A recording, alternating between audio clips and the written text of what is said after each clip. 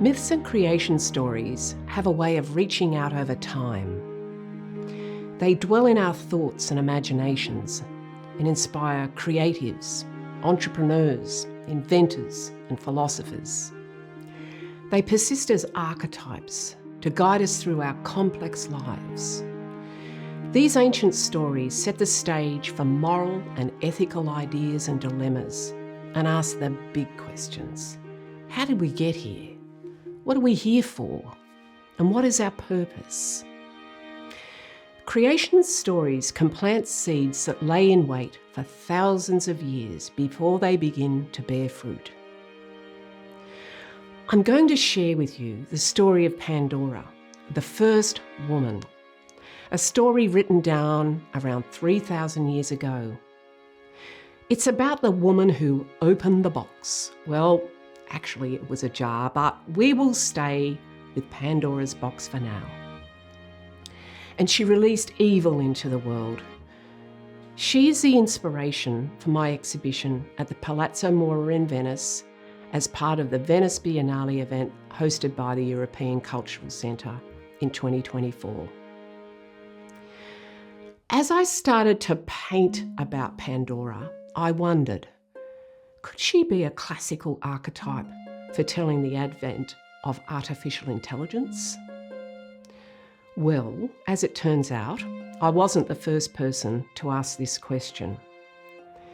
The esteemed Stanford University historian and author, Adrienne Mayer, wrote about this in her book, Gods and Robots, Myths, Machines, and Ancient Dreams of Technology. I reached out to Adrienne on this point and listened to her online lectures. Her books continue to be a tremendous source of inspiration for me. But as the Pandora paintings progressed, I started to wonder, are we now birthing a vast and godlike intelligence with the potential to wield uncontrollable power and authority over our lives? Artificial intelligence and its implications are a hotly debated issue. We ask ourselves, can we remain in the driver's seat? Or will AI transform our world in new and absolutely unanticipated directions? Imagine you're travelling back through the mists of time and you're on Mount Olympus. This is a world of omnipotent and immortal gods and titans. They're larger than life, and they live alongside, well, the not so mighty or omnipotent, mortal men. And when I say men, I don't mean women. Pandora is, after all, the story of the first woman, and so she isn't around yet. Mankind sat well down on the social ladder, in fact, on the lowest of rungs. No influence, no superpowers, and very mortal. It's no surprise then that the great Zeus despised pretty much everything about mankind. He considered it to be puny, unworthy, and quite disposable. So you can only imagine his disgust when the great disruptor, young Prometheus, stole fire from the gods and gifted it to mankind. Prometheus loved mankind and wanted to see it prosper. Fire brought comfort and protection from predators. It extended the day with warmth and with light. With metallurgy, pottery, and glassmaking, you could create utensils for cooking and storage and stronger and more powerful weapons for hunting. Fire literally ignited huge advances for mankind. Well, this pushed Zeus to a mighty showdown, and the consequences for Prometheus were dire. Zeus ordered Prometheus to be chained to a rock for eternity. His liver, which the ancients thought represented life, the soul, and the intelligence, would be eaten every day by a giant eagle, only to regenerate overnight. But Hercules entreated Zeus to be allowed to rescue Prometheus, and Zeus eventually relented. But Zeus was one to hold a grudge, and in no time at all, a new agenda began to form in his mind. He would have his ultimate revenge, and he would have it directly on humanity. Zeus wanted mankind to suffer, so he devised a plan to rain down all hell on the world, but he'd do it subtly and carefully, and no one would see it coming. He'd start with the creation of a remarkable first woman. She'd be blessed with the most desirable of qualities, and most of all, she would be both intelligent and curious.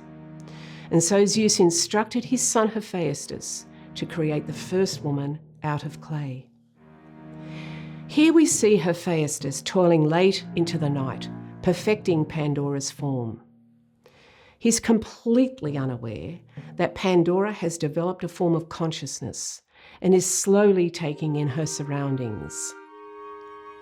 She's aware of herself and she's aware of him. I can't help but wonder whether a moment such as this awaits us all should artificial intelligence develop consciousness. When and if this happens, and whether we will even know it has happened, are questions without any answers at this point in time. But let's get back to Zeus.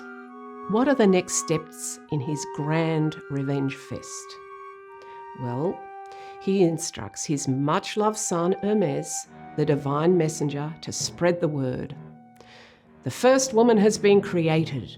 She'll be married off to Prometheus's brother, no less.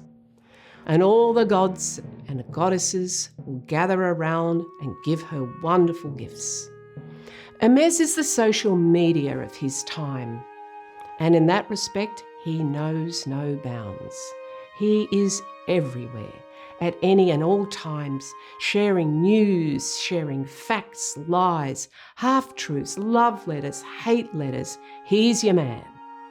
Not surprisingly, Hermes is proud, glorious and confident, just like the civilization he represents, and his messages, each of the seeing butterflies in this painting, are delivered with lightning speed.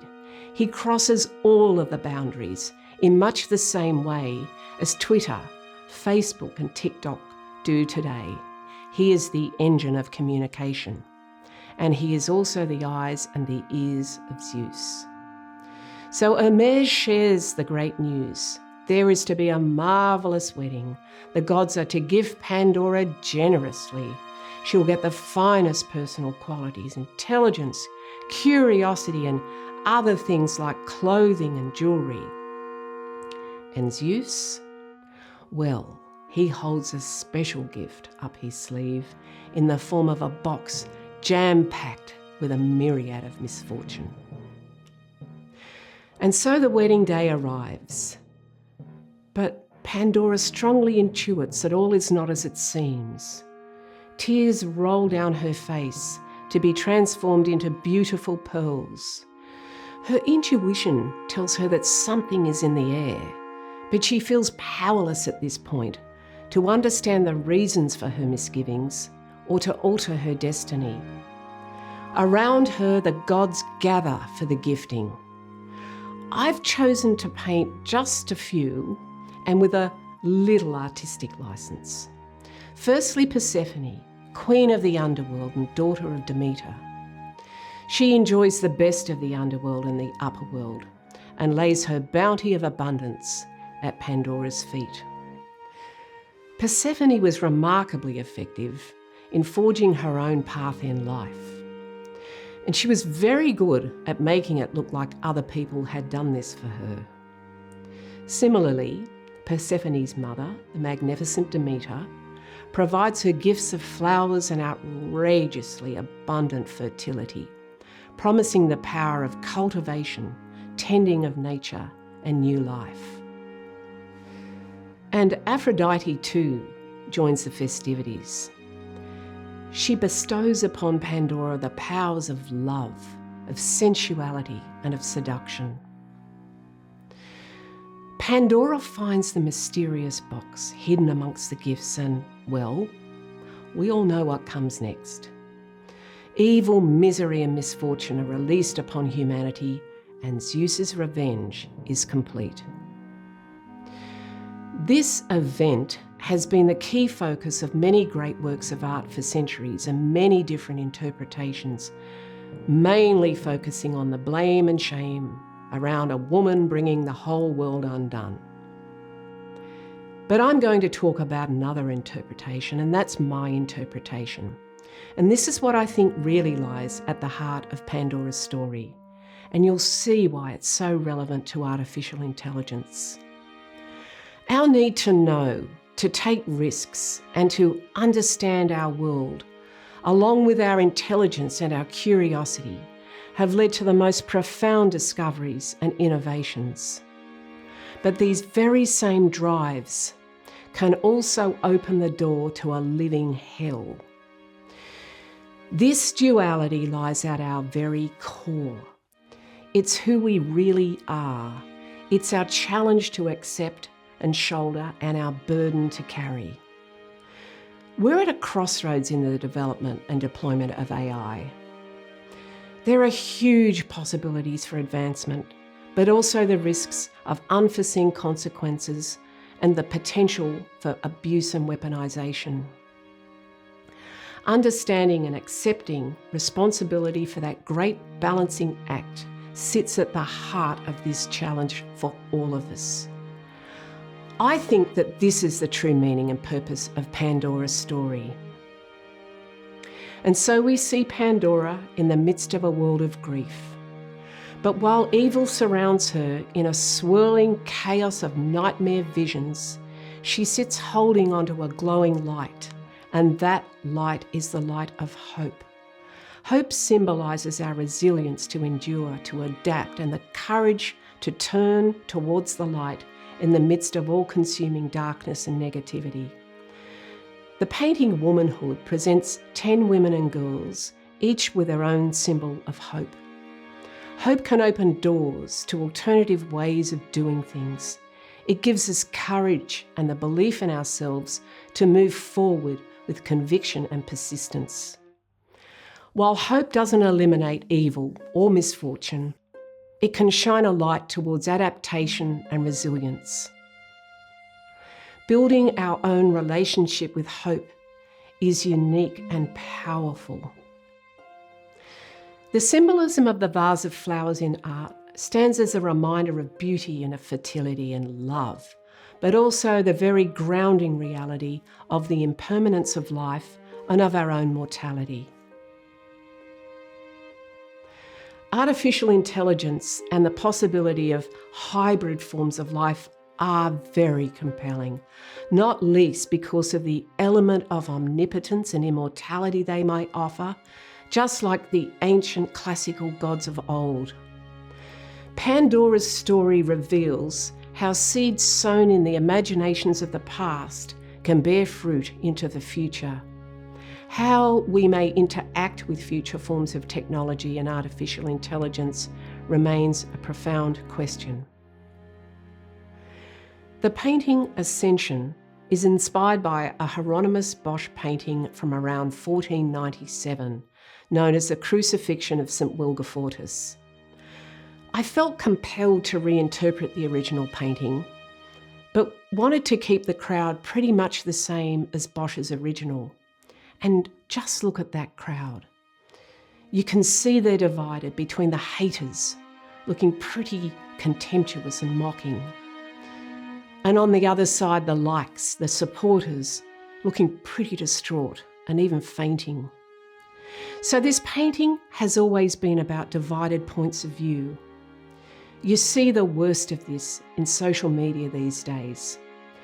And as for the ascending woman, well, I think the original intention was for her to be cancelled, that is, crucified. But she's taken matters into her own hands. She's had enough, and she's out of there. Her ascension above the crowd symbolises confidence in her intention and her purpose. It's a counterbalance to the noise and chaos. And speaking of chaos, let's look at biblical Eve's reputation as the original agent of chaos.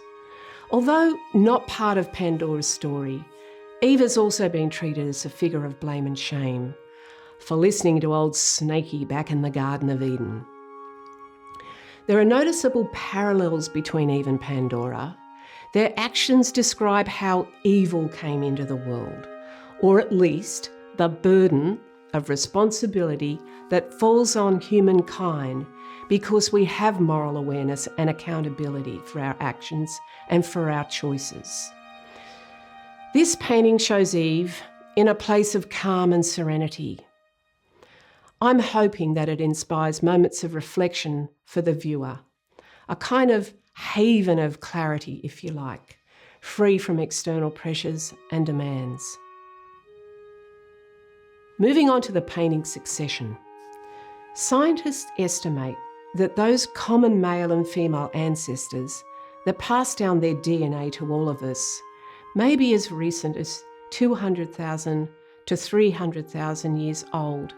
And this is really a mere blink in the great march of time.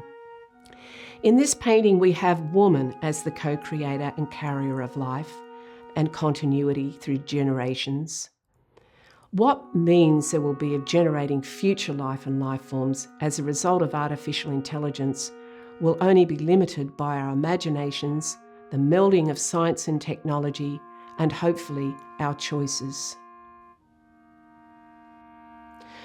The fear surrounding AI derives from very legitimate concerns around its immediate impacts: unemployment, job displacement, breaches of privacy, identity distortion, and the potential for deep fakes and other horrendous party tricks to further erode our trust in information, in our own sensory perception, and indeed reality. We already have heightened our vigilance in the face of cyber threat, phishing, ransomware, and scams generally. And AI is a further challenge to our confidence and how we relate to the world. There's also the sense of existential concern that AI could outsmart and outmaneuver us all and be weaponised for the direst of outcomes. AI is something that very few people understand, and uncertainty in the face of the unknown drives a deep response. Here, a collective sense of fear has manifested two giant warriors intent on the indiscriminate destruction and desecration of humanity. This is the Zeus view incarnate. Humanity is feeble, unworthy, and disposable. Humanity is finally united, but as the prey of a large and uncontrollable force intent on its destruction.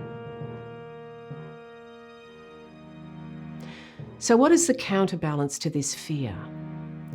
Well, I experimented with an idea that literally grew from a progressive layering of images, beginning with a mother and child and evolving in the way that paintings just do. I tried at least half a dozen different ideas until a futuristic vision began to emerge, with a young woman and the baby slowly replaced with an idealised human hybrid mother and child. And she's conscious and she's generative AI. In this futuristic Garden of Eden, Hermes plucks apples from the tree of knowledge and distributes this vast wealth of wisdom throughout the world.